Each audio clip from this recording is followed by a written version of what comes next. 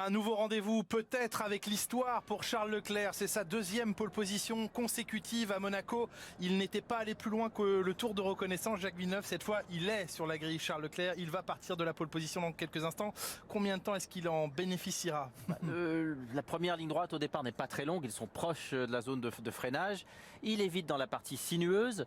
Donc s'il réussit à creuser un écart, à rester en tête et ensuite creuser un écart dans la première partie jusqu'à la ligne droite, il devrait être capable de rester devant. Et il y a ses premiers virages, le premier, le second qui a été coûteux par le passé entre Pérez et Ocon notamment, mais aussi le virage numéro 3, le virage numéro 8, n'en parlons pas, c'était un mauvais souvenir de qualification pour Charles Leclerc en 2019. Cette fois, il a parfaitement négocié cet exercice hier après-midi, là où d'autres se prenaient les pieds dans le tapis. Les pneumatiques les plus tendres sont apportés ce week-end par Pirelli.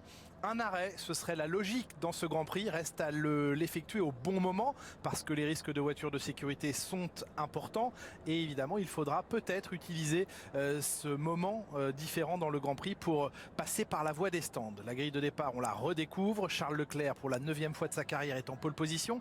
À ses côtés, un Lewis Hamilton revenu de nulle part quasiment au moment le plus important.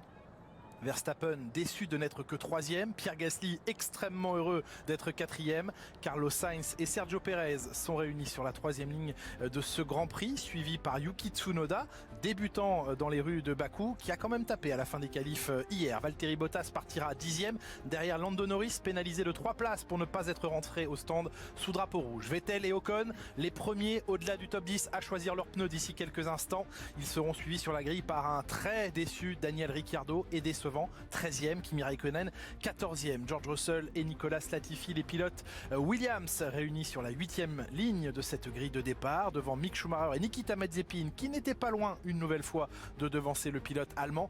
Lance Stroll et Antonio Giovinazzi ferment la marche, ils ont tous les deux tapé en qualification et c'est leur chrono de FP3 de dernière séance d'essai libre qui a déterminé la position de l'un devant l'autre sur la grille de départ. Nous sommes en caméra embarquée avec Charles Leclerc qui dans quelques instants va emmener le peloton sur un tour de reconnaissance. C'est 6 km et 3 mètres, ne les oublions pas, de ce tracé de Bakou pour ce qui pourrait être un rendez-vous complètement fou. C'est vrai, Esteban Ocon le confiait au micro de Laurent Dupin tout à l'heure. C'est un Grand Prix qui peut offrir tout et son contraire.